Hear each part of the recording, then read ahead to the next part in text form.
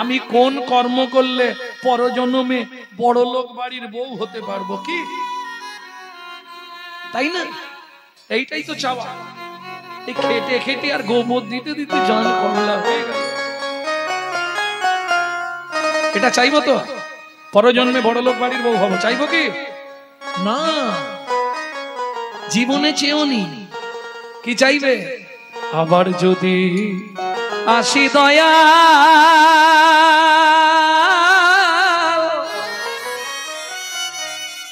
এ ভব সংসারে,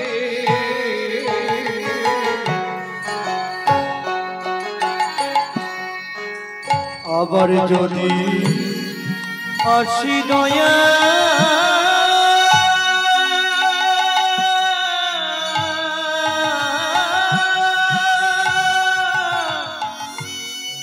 এই ভব সংসারে,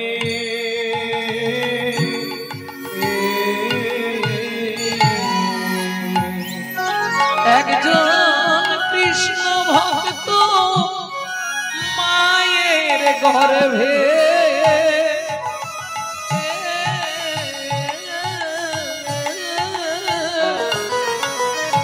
জন্ম দিও মোরে,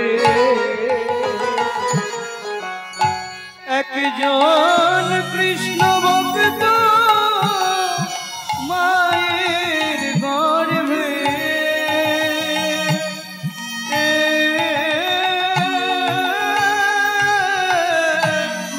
জন্ম দিও মোরে।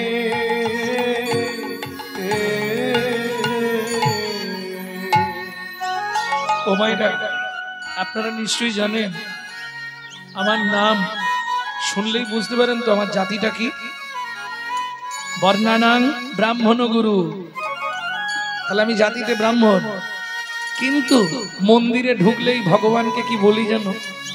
ভগবান আর জীবনে ব্রাহ্মণ কুলে জন্ম দিও না। কেন? আমি উঁচু কুল চাই না। কেন জানো? উঁচু কুলে থাকলে যদি অহংকার হয়, আমি ব্রাহ্মণের ছেলে, নিচু কুল দিও। কোথায় দেবে? প্রয়োজনে আমাকে মুচির ঘরে জন্ম দিও, তাতেও কষ্ট নেই, কিন্তু মা যেন হয় কৃষ্ণ ভক্ত। আমি মুচি হয়ে সুচি হব, আমি মুচি হয়ে সুচি হব, গাইব তোমার নাম, তোমার মতো নেই কো আপন যা, ও দয়াল রে, তোমার মতো নেই কোয়া কোন যা, দয়াল রে, তোমার মতো নেই কোয়া কোন যা। প্রেম সে বলো চৈতন্য মহাপ্রভু কি। ভক্তমন্ডলী, ভক্তিমতী মায়েরা, একমাত্র আপনজনকে উনি, বাকি সব অভিনয়। বিশ্বাস করবে না, এ জন্মে যে তোমার স্বামী হয়েছে ও আগের নাটকে আরেকজনের স্বামী ছিল, পরের নাটকে গিয়ে আরেকজনের স্বামী হবে। এ নাটকে যে তোমার স্ত্রী হয়েছে, পরের নাটকে গিয়ে অন্য একজনের স্ত্রী হয়ে যাবে। এ তো অভিনয়। গ্রিন রুমে যাবে, ড্রেস খুলবে, আবার ড্রেস পাল্টাবে, চলে আসতে হবে। শুধু অভিনয়, অভিনয়, অভিনয়। কে তোমার? অভিনয়। যার জন্য দেখবেন সবই নয়, সবই নয়, শুধু শুধু অভিনয়। বুঝলাম না, একটু ভেঙে বলুন। বলবো সবই নয়, সবই নয়, সবই নয়, সবই নয়, সবই নয়, সবই নয়। বুঝতে পারছেন না? যা কিছু করছে তোমার কাছে সবই নয়, নিবেদন, সবই নয়। এই দেখো, কোন ঘরের নামটা গুণফল যা হয় যোগফল তাই হয়, মূল সংখ্যায় ফিরে আসে। সবই নয়, নয় একে নয়। আমার বোনেরা ভালো পড়াশোনা জানে। এই পড়াশোনা জানিস তো? বাহ। নদুকুনে কত? নদুকুনে 18। 1 আর 8 পাশাপাশি লিখলে কত হলো? 18। দুটোকে যোগ কর, কত হলো? 9। ও আচ্ছা, 3 লং 27, 2 আর 7 যোগ কত হচ্ছে? আরে 7 2 9, 3 long 36, 3 6 9, 5 long 45, 4 5 9, 6 long 54, 5 4 9, 7 long 63, 6 3 9, 8 long 72, 7 2 9, 9 9 81, 8 1 9।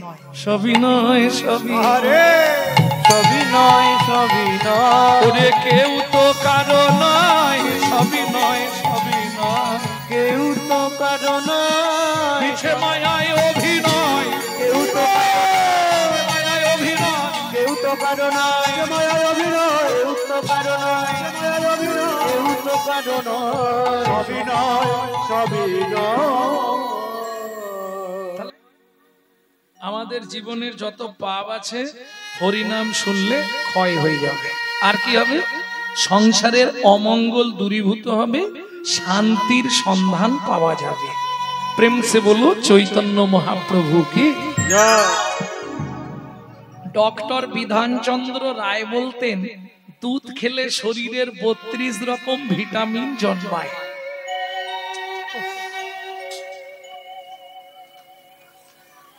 কিন্তু দুধটা যদি বিড়ালের মুখ দেওয়া হয় তাহলে কি ভিটামিন হবে? ও তো দিপথরিয়া হয়ে মরবে। ঠিক তেমনি হরিনাম শুনলে জীবের কল্যাণ হয়, যদি আচারী ভক্ত বৈষ্ণবের মুখের হরি কথা হয়। তাই গৌর হরি বল। অনাচারী ব্যক্তি যারা অখাদ্য কুখাদ্য খায় তাদের মুখে হরি কথা শুনলে কি হয়? শাস্ত্র বলছে সর্প উচ্ছিষ্ট সমদুগ্ধম, সাপের এঁঠো করা দুধ খেলে যেমন তোমার মধ্যে গিয়ে ওটা বিষক্রিয়া করবে, অনাচারী ব্যক্তির মুখে হরি কথা শুনতে হয়তো ভালো লাগতে পারে, কিন্তু তোমার ভেতর গিয়ে ওটা বিষক্রিয়া করবে।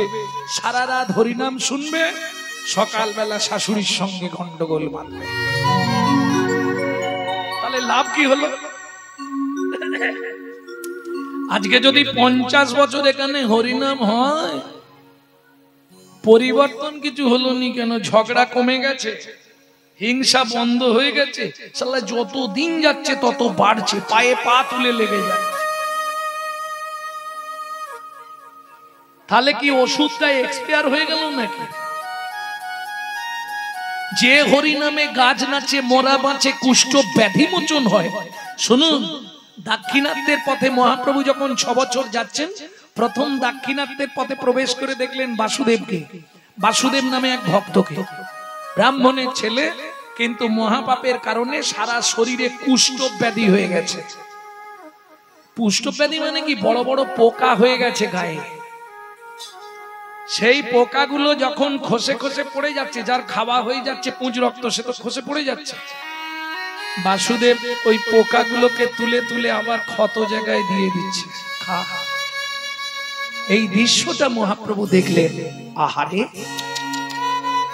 এত অনুরাগ, তুই আমায় কামড়া, তুই যত কামড়াবি তত আমি কৃষ্ণ কৃষ্ণ বলে কাঁদবো, তুই আমাকে যত কাটবি আমি তত ভগবানের নাম করব। এই দৃশ্যটা দেখে মহাপ্রভু স্থির থাকতে পারলেন না। কৃষ্ণের প্রতি এত অনুরাগ, নামের প্রতি এত অনুরাগ, দেরি করলেন না। করজোড়ে মহাপ্রভু গিয়ে বললে, তোমার নাম বাসুদেব? হ্যাঁ। আপনি কে? আমায় তুমি চিনবে না, আমার খুব মন চাইছে তোমাকে একবার জড়িয়ে ধরবো। ইস, আমার শরীরে সারা শরীরটা কুষ্ঠ ব্যাধি। কে তুমি? তোমার পরিচয় দাও আগে। দিল দরদি মনের মানুষ চেনা বড়দা, দিল দরদি মনের মানুষ চেনা বড়দা, দিল দরদি মনের মানুষ চেনা বড়দা, দিল দরদি মনের মানুষ চেনা বড়দা। কে গো তুমি কাঙাল বেশে, কে গো তুমি কাঙাল বেশে, এলে এ ধরা দিলের দরদি মনের মানুষ চেনা বড়। ও গো দিল দরদি মনের মানুষ চেনা বড়দা। কি জানি কোন কর্মের দোষে, এই দেখো প্রভু কুষ্ঠ ব্যাধি নিয়ে রইলাম বসে। কে জানে কোন কর্মের দোষে কুষ্ঠ ব্যাধি নিয়ে রইলাম বসে। কি জানি কোন কর্মের দোষে কুষ্ঠ ব্যাধি নিয়ে রইলাম বসে। কে জানে কোন কর্মের দোষে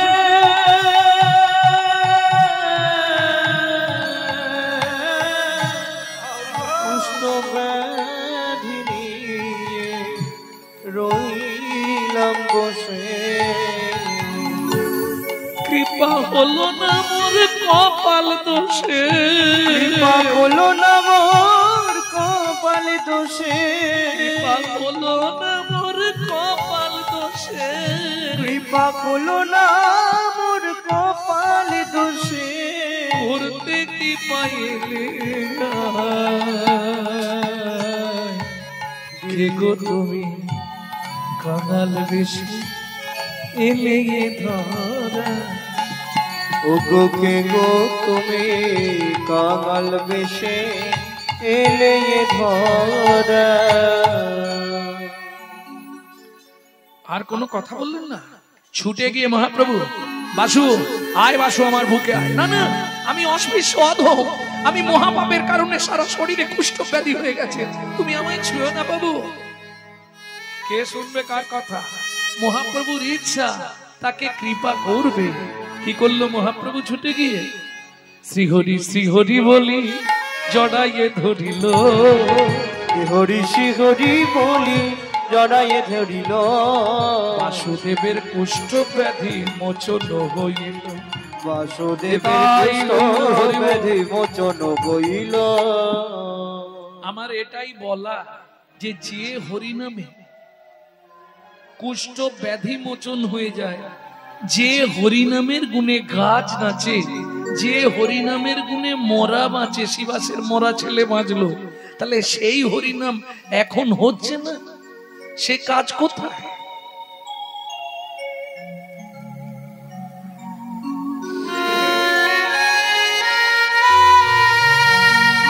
হরিনামটা কি নষ্ট হয়ে গেছে? না না, হরিনাম ঠিক আছে। ব্যাপারটা কি হয়েছে জানেন? যে গাইছে সে মন দিয়ে গাইছে না, যে শুনছে সেও মন দিয়ে শুনছে না, এইখানেই ডিভাইড হয়ে গেছে। এই বস,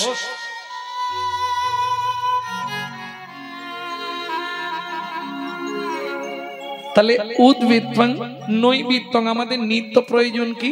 ভেতরের লোকটাকে বাঁচিয়ে রাখতে হবে, আর ভেতরের লোক চলে গেলেই তুমি মরা, তুমি সব সম্মানে মরা। তালবস্যব সম্মানে মরা, দন্তের সব সম্মানে সবকিছু, মধ্যাহ্ন সব সম্মানে বসার চাটা। একই বাংলা, কিন্তু বানানের হেরফেরে মানেটা আলাদা হয়ে যাচ্ছে। এটা বাংলা অবিধান। হরিবোল হরিবোল। তাহলে নৈবিত্তং, আমাদের নিত্য প্রয়োজন কি? ভেতরের লোকটাকে বাঁচিয়ে রাখতে হবে। এর জন্য কি করতে হবে? চৈতন্য চরিতামৃতে যখন লিখছে কৃষ্ণদাস, তখন তার বয়স কত? ৮০ বছর। হাত থরথর করছে, লিখতে পারছে না। মহাপ্রভু গভীর রাত্রিতে স্বপ্ন দিলেন, কৃষ্ণদাস জীবের নৈতিক কর্তব্যের জন্য তুমি এক কাজ করো, 6টা লাইন আদি লীলায় মোটা কালি দিয়ে লিখে দাও জীবের নৈতিক কর্তব্য কি, সেটা বলে দিই আপনাদের। কি করবেন? ওপারের জন্য এপারের জন্য তো অনেক কিছু করলেন, ছেলে মেয়ে বউ বৌমা নাতি পুতি, চুপ করে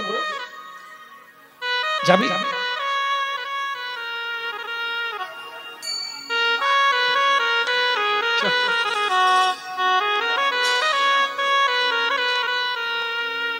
বসে বল।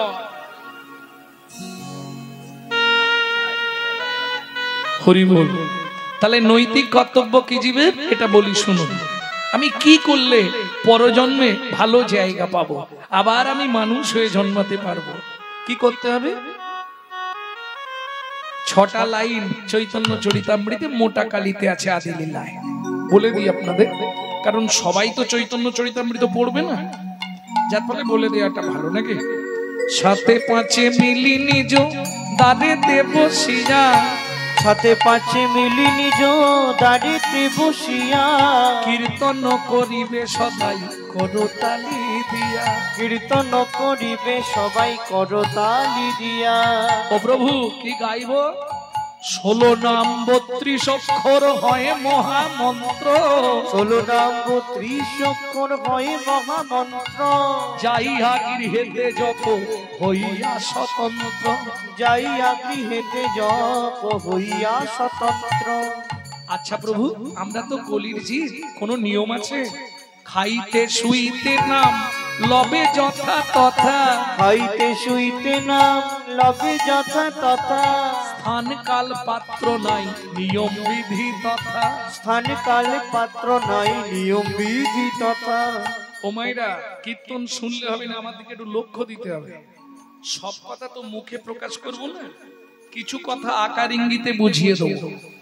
হ্যাঁ, ঠারে ঠুরে কইব কথা বুঝবে যদি থাকে কোনো রসিক শ্রোতা। সব কথা মুখ দিয়ে বলা যাবে না, তাহলে অনেক দেরি হয়ে যাবে, কিছু ইশারায় বুঝে নিতে হবে। সময় পেলেই গাইবে, সময় পেলেই গাইবে, সময় পেলেই গাইবে, সময় পেলেই গাইবে, কাম কামনা দূরে যাবে, সময় পেলেই গাইবে, কাম কামনা দূরে যাবে, সময় পেলেই গাইবে, নির্যাতনা দূরে যাবে, সময় পেলেই গাইবে, তোমার জল যাচনা দূরে যাবে, তোমার প্রেমানন্দের উদয় হবে, দূরে যাবে, প্রেমানন্দের উদয় হবে, জল যাচনা দূরে যাবে, আনন্দের উদয় হবে, জল যাচনা দূরে যাবে, আনন্দের উদয় হবে, জল যাচনা দূরে যাবে, সময় পেলেই গাইবে, হরি বলে গাইবে। ওমা যখনই সময় পাবে, কি বলে, কি হয়েছে বলো, আমাকে বলো, ওকে বললে ও উত্তর দিতে পারবে। কি বলছো? বৃষ্টি পড়ছে, শোনো কাণ্ড, এখানে বসে বসে এখন বৃষ্টি চিন্তা হলো।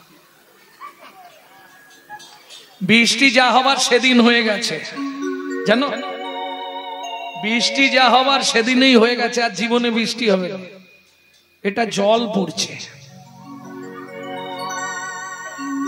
সেদিন মেঘ জমেছিল নদিয়া, জানো, আইলো চৈতন্য মেঘ কাদঙ্গিনী হইয়া, কাদঙ্গিনী হইয়া, ওগো ভাসাইল গৌড় দেশ প্রেম বৃষ্টি দিয়া, প্রেম বৃষ্টি দিয়া, হুড়দুর শব্দে এলো রায় রামানন্দ, রায় রামানন্দ, ঝড় বৃষ্টি বজ্রপাত প্রভু নিত্যানন্দ, প্রভু নিত্যানন্দ।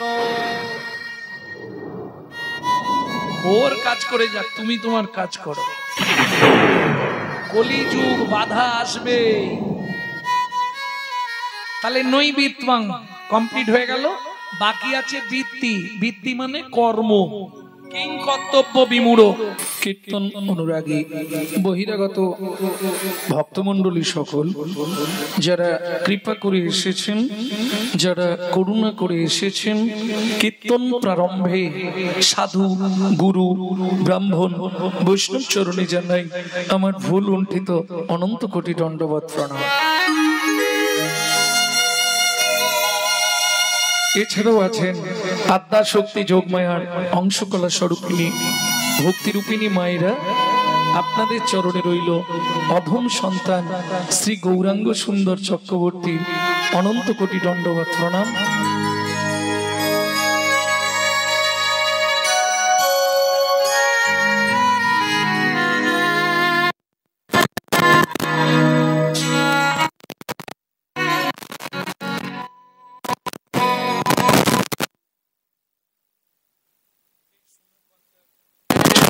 ভাই বোন, সমবয়সী বন্ধু বান্ধব, তোমাদের জন্য রইল কৃষ্ণ প্রেম প্রীতি ভালোবাসা। প্রথম যে গীতখানি আমরা আস্বাদন করলাম গৌড়ীয় বৈষ্ণব আচার্য ভক্তি বিনোদ ঠাকুর। এখন যে গীতখানি আস্বাদন করছি লোচন দাস ঠাকুরের ধামালি থেকে সংগৃহীত। আপনি যদি জাপান জার্মানে জন্মাতেন আমি বলতাম না, আপনি যদি লন্ডন অক্সফোর্ড কেমব্রিজে জন্মাতেন আমি বলতাম না। সবার প্রথম আপনাকে ভাবতে হবে আমার জন্মটা হয়েছে ভারতবর্ষের মাটিতে, যে ভারতবর্ষের মাটিতে মানুষ সবার জন্য স্বর্গের দেবতারাও সাধনা করে। কি আছে ভারতে? ভারতবর্ষের মতো ভক্তিপূর্ণময় দেশ, ভারতবর্ষের মতো সাধু মুনি ঋষির দেশ পৃথিবীর কোথাও নাই, যে দেশের সপ্ত ঋষির এক ঋষি স্বামী বিবেকানন্দ। সেই ভারতবর্ষের মাটিতে আপনি মানুষ হয়ে জন্মালেন, এটা কিসের ফল? অনেক জন্মের পুণ্যের ফল না, তাহলে ভালো কর্মের ফল না। তাহলে আপনি ভারতে মানুষ হলেন কি করে?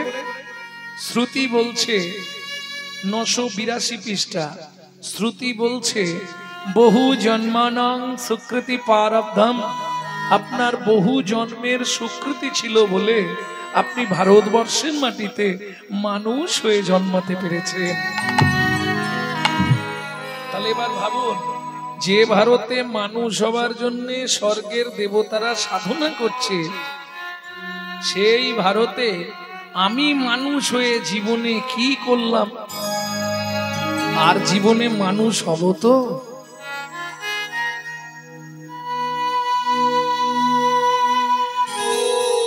জীবনে কি করেছি মানুষ হয়ে বলবো? রাগ করবে না তো তোমরা? দু চার কথা বলবো কি করেছি মানুষ হয়ে। নিশি দিশি শুধু পচাল পারিলি, নিশি দিশি শুধু পচাল পারিলি, হরি নাম না বলিলি মুখে, হরি নাম না বলিলি মুখে, মানুষ হইয়া হাই কি করিলি, মানুষ হইয়া হাই কি করিলি, চুনকালি তোর মুখে, ওরে চুনকালি তোর মুখে, দিলে সে পাইবা পাইলে সে দিবা, দিলে সে পাইবা পাইলে সে দিবা, না পেলি না দিলি ভাই রে, না পেলি না দিলি ভাই রে, দিতেও না দিলি নিতেও ওরে দিতেও না দিলি নিতেও আলি, ইহাতে শক্তি নাই রে, ইহাতে শক্তি নাই রে, দেওয়া নেওয়া যদি কিছু না করিবি, দেওয়া নেওয়া যদি কিছু না করিলি, কেন আসিলি ভাবে, কেন আসিলি ভাবে, ভাবিতে ভাবিতে দেখিতে দেখিতে, ভাবিতে ভাবিতে দেখিতে দেখিতে, আবার 84 হবে, আবার 84 হবে, কেনে বা হবে মানুষ হলি, কেন বা তো মানুষ হলি,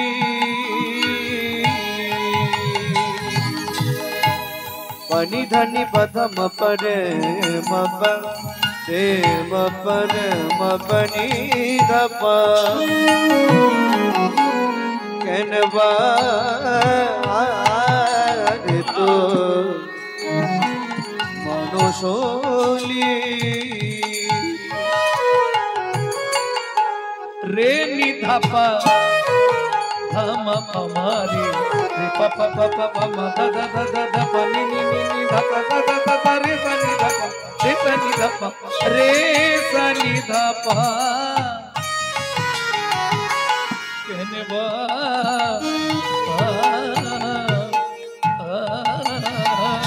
তুই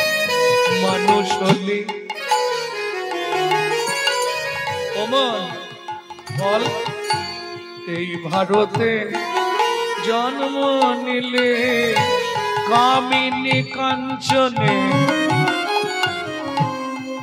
মন মজালি মন মজালি কামিনী কাঞ্চনে মন মজালি মন মজালি সমন এলে বলবি কি কথায় কথায় সময় গেল কাজে করলি কি তোর কথায় কথায় সময় গেল কাজে করলে কি লোচন দাসের মিনতি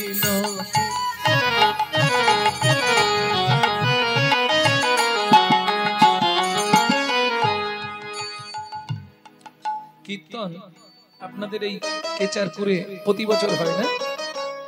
বাহ, কত বছর হচ্ছে? 50 পেরিয়ে গেছে। 50-60 বছর কীর্তন চলছে কেচারপুরে, তাই তো? কি মাস্টারমশাই কতদিন? মাস্টারমশাইয়ের খেয়াল নেই। যাই হোক, আমি যে জন্য বলবো কথাটা, কিছু মনে করবেন না। কীর্তন আপনারা প্রতি বছর শুনছেন, প্রতি বছর কীর্তন হয়, কিন্তু পরিবর্তন কিছু হয়নি। যদি বলেন বাবা এ কথা বললে কেন, বলি যখনই কোনো কীর্তনিয়া কোনো বৈষ্ণব কবির নাম করবে, পদকর্তার নাম করবে, তাকে একটা প্রণাম জানাতে হয়। কেন? আজকে ধরুন প্রাক চৈতন্য যুগ, মানে চৈতন্য মহাপ্রভুর আগে যেসব পদকর্তারা এসেছিলেন, চণ্ডীদাস, বিদ্যাপতি, কবি জয়দেব, চৈতন্য মহাপ্রভুর পরেও যারা এসেছেন, গোবিন্দ দাস, জ্ঞান দাস, ঘনশ্যাম দাস, বলরাম দাস, দীনকৃষ্ণ দাস, দুঃখী কৃষ্ণ দাস, বাসুদেব ঘোষ মহাশয়, নরহরি সরকার ঠাকুর মহাশয়, নরোত্তম দাস ঠাকুর মহাশয়, আজকে এরা যদি না আসতো বাংলার মাটিতে, লোচন দাস ঠাকুর যার পদাবলী গাইছি, এরা যদি বাংলার মাটিতে না আসতো, তাহলে কিন্তু রাধা গোবিন্দের গোপন লীলা আমরা কেউ জানতে পারতাম না। আপনাদের প্রশ্ন হবে, এদেরকে প্রণাম করে আমাদের কি লাভ হবে? এরা হচ্ছে ভগবানের প্রেরিত দূত। এদের বিন্দু কৃপা যদি আপনার মধ্যে সঞ্চারিত হয়, তবেই আপনার হৃদয়ে কৃষ্ণ প্রেম ভক্তি লাভ হবে। তাহলে কষ্ট হলেও একটা প্রণাম করা যায় না? যাবে? খুব কষ্ট হবে না তো? লোচন দাসের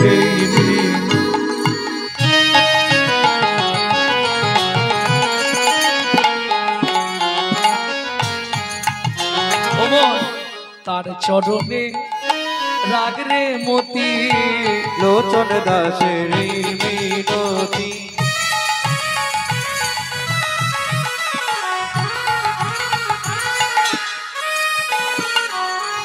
তার চরণে রাগরে মতি, কি হবে তো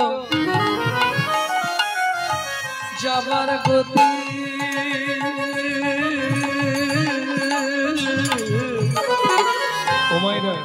ঈশ্বরকে চেনা যায় স্মরণে।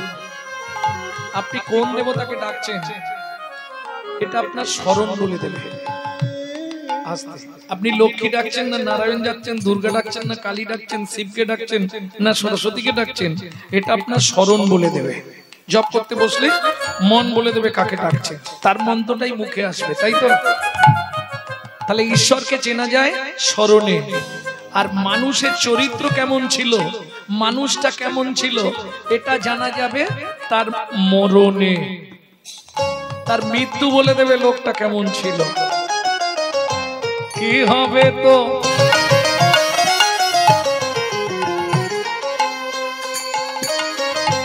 যাবার গতি,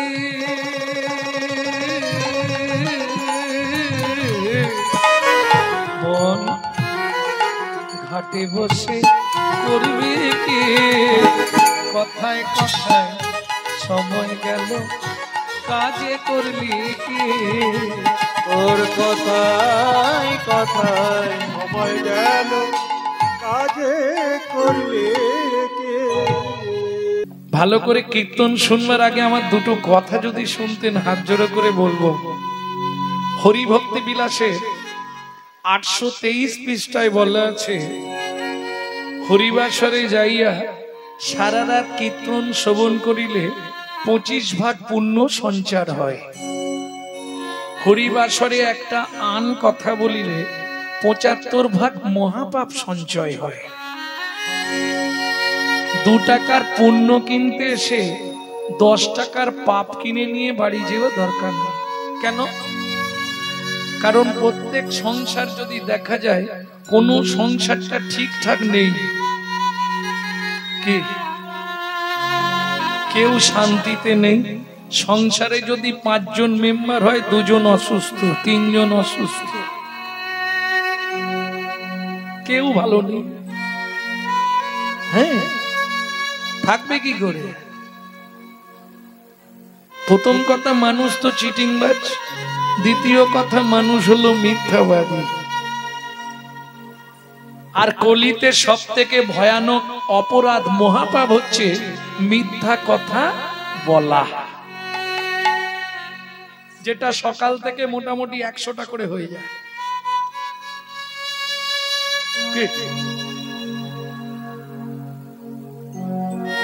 প্রেম সে বলো চৈতন্য মহাপ্রভু কি জয়। ভক্তমন্ডলী, ভক্তিমতী মায়েরা, তাহলে এবার বুঝে নিন, যে শ্লোকটি বললাম, চৈতন্য মহাপ্রভু যখন প্রথম নীলাচল গেলেন, জয় জগন্নাথ জয় জগন্নাথ বলতে বলতে জগন্নাথকে জড়িয়ে ধরতে গেলেন, পুরীর পান্ডারা এক ধাক্কা দিয়ে মহাপ্রভুকে একবারে গেটের বাইরে। তারা তো আর চেনে না যে এটা সচল ভগবান, ওটা অচল ভগবান। যেই ধাক্কা দিয়ে ফেললেন, সেই সময় জগন্নাথের যিনি প্রত্যেক দিনের সেবক, তিনি ঢুকছিলেন মন্দিরে। তিনি কি করলেন? সঙ্গে সঙ্গে কোলটা পেতে দিলেন। মহাপ্রভু মাটিতে পড়ার আগে তার কোলের ওপর এসে পড়লেন। আর যেই মহাপ্রভুকে কোলে পেয়েছে, আহা, মহাপ্রভুর ওই সন্ন্যাস দিব্যজ্যোতি রূপ দর্শন করে তিনি তৎক্ষণাৎ এই শ্লোকটি রচনা করলেন। তিনি কে? তিনি হলেন বাসুদেব সার্বভৌম ভট্টাচার্য। আনন্দ লীলাময়। কেন? তোমার মনের মধ্যে যত দুঃখ, যত যন্ত্রণা, যত বেদনা, যত জ্বালা, যত কষ্ট থাক, চৈতন্য মহাপ্রভুকে একবার দর্শন করলে তোমার সারা জীবনের সব যন্ত্রণা দূরীভূত। তাই গৌর হরি বল, হরি বল। তিনি এই শ্লোকটি তৎক্ষণাৎ রচনা করেছিলেন। এইবার চলুন ব্রহ্ম সংহিতার যে শ্লোকটি বললাম তার ব্যাখ্যাটা শুনবো। আরে কথা বলো না, হরিনাম শুনতে আসবে, চুপ করে তো বসবে।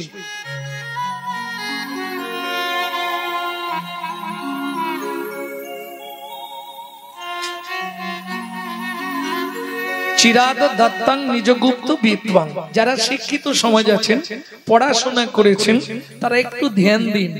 আমি বিদ্বাংটা 3টে সমাস করছি। বিদ্বাং, নৈবিদ্বাং, উদ্বৃত্তাং। উদ্বৃত্ত মানে বাঁচিয়ে রাখা, নৈবিদ্বাং মানে নিত্য প্রয়োজন, আর বিদ্বাং মানে কর্ম বা কর্তব্য। উদ্বৃত্তাং মানে বাঁচিয়ে রাখা। উদ্বৃত্ত কাকে বলে? এটা মায়েরা খুব ভালো জানে। প্রত্যেকদিন চাল মেপে নিয়ে 3 মুঠো করে তুলে রাখা হয়, এটাকে বলে উদ্বৃত্ত করা। আরো সহজ করে দিই, আপনারা কাজ বাড়িতে খেতে যান তো, বিয়ে বাড়ি বাড়িতে, প্রথম ব্যাচে কোনোদিনও খেতে বসবেন না। কেন? খাবার দেয় কিন্তু একটু টান টান করে দেয়। এটাকে বলে উদ্বৃত্ত করা, যাতে শেষে গিয়ে না কম পড়ে যায়। আরো সহজ করে দিই, আপনার ঘরেরটাই বলে দিচ্ছি শুনুন। বাবা যদি 4 ছেলে মেয়ের জন্য 4টে রাজভোগ আনে, মা করে কি জানেন? আধখানা করে 3 জনকে দেয়, 2.5টা লুকিয়ে রাখে ছোট ছেলে কিংবা ছোট মেয়েটার জন্য। সত্যি না মিথ্যে? কেন? ছোট ছেলে আর ছোট মেয়ে এরা বাবা মার কাছে একটু ভালোবাসা বেশি পায়। কেন? ওটা গাছের শেষ ফল তো, হ্যাঁ, শেষ গুড়ন্তির ফল, ও একটু ভালোবাসা বেশি পায়। ও দেখবেন খুব আদরে মানুষ হয়। আর দেখবেন যে ছেলে মেয়েগুলো খুব আদরে মানুষ হয়, আদরে আদরে শেষে গিয়ে ওইটাই ড্যাশ তৈরি হয়। বুঝলেন না? বিশ্বপিতার 4 ছেলে, সত্য, তেতা, দাপর, কলি। কলি কোন ছেলে? ছোট। অত্যাচারী, অনাচারী, ব্যভিচারী, ভ্রষ্টাচারী, কুলাচারী, চরিত্রহীন, লম্পট হয়ে জন্মালো কলি। বিশ্বপিতা জেনে গিয়েছিলেন আমার ছোট ছেলেটা মোটেই ভালো হবে না, তাই তিনি কি করলেন? সত্য যুগে হরিনাম দিলেন, উদ্বৃত্ত করে 8খানা নাম দিলেন, প্রেমটা কেটে রাখলেন। দাপরে নাম দিলেন নারায়ণ পরাবেদা, নারায়ণ পরাক্ষরা, সত্য যুগের নাম। দাপরে নাম দিলেন হরে মুরারে মধুকৈট ভারে, 4 যুগেই নাম দিয়েছে। তেতা যুগে দিলেন রাম নাম। কিন্তু মুশকিলটা কি, নামটা শুধু দিলেন, প্রেমটা দিলেন না। মানে 8খানা দিলেন, 8খানা রেখে দিলেন। এইবার আপনারা বলুন, মাল যদি উদ্বৃত্ত হয়ে যায় কাজ বাড়িতে, রাখে কোথায়? ইংলিশে বলা হয় স্টোর রুম, বাংলায় গ্রাম্য ভাষায় বলা হয় ভাড়ার ঘর। আপনারা কি বলেন? ভাড়ার ঘর। তাহলে চলুন 1 মিনিট দেখে নি চৈতন্য মহাপ্রভুর ভাড়ার ঘরটা কোথায় ছিল। ছিল গোলকে এলো এলোকে, ছিল গোলকে এলো এলোকে, ও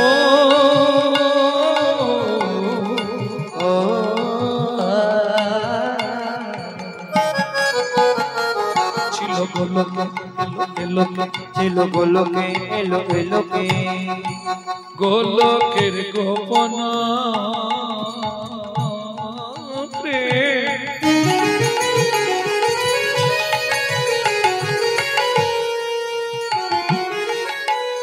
করিবারে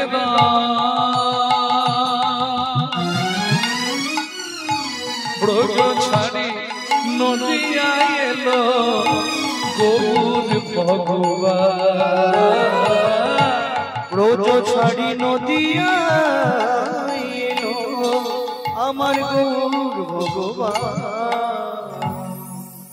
তাহলে বুঝে নিয়ে গেল উদ্ভিদ।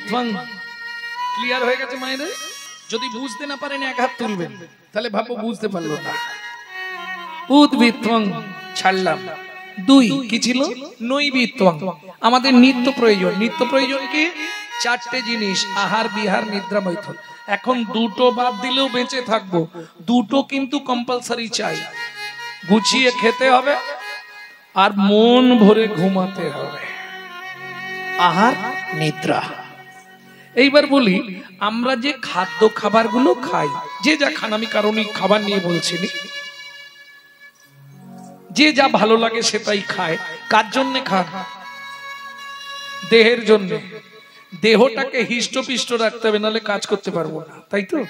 কিন্তু দেহটাকে যিনি অর্গানাইজ করছেন, এই যে সুইচ মেরে দিয়েছে, এখন কথা বেরোচ্ছে, সুইচ মারলে হাত পা চলবে, তিনি সুইচ না মারলে তো বাইরে কাজ হবে না। সেই অর্গানাইজার যিনি, তিনি কিন্তু এই জড়জাগতিক ভাত ডাল তরি তরকারি খায় না। গীতার ভাষায় যাকে বলা হয়েছে আত্মারাম, এই আত্মারাম কিন্তু ভাত ডাল তরি তরকারি খায় না। তার খাবার হলো বিশুদ্ধ হরি নামামৃত সুধা রস। আপনারা বলবেন বাবা গৌরাঙ্গ বিশুদ্ধ বললে কেন? জলকে ফিল্টার করলে শুদ্ধ হয়, শুদ্ধকে ফিল্টার করলে পরিশুদ্ধ হয়, পরিশুদ্ধকে ফিল্টার করলে বিশুদ্ধ হয়। হরিনাম শুনলে জীবের কল্যাণ হয়। আস্তে ও মায়েরা একটু ভালো করে জেনে নাও, হরিনাম শুনলে জীবের কি কি কল্যাণ হয় বলবো? কি কি কল্যাণ হবে একটু শুনে নিন। কোথা থেকে বলবো? চৈতন্য চরিতামৃতে আদি লীলায় পরিষ্কার লেখা আছে। কোন মন গড়া কথা আমি বলবো না, যা বলবো শাস্ত্রের রেফারেন্স দিয়ে পৃষ্ঠা বলে। কি লেখা আছে?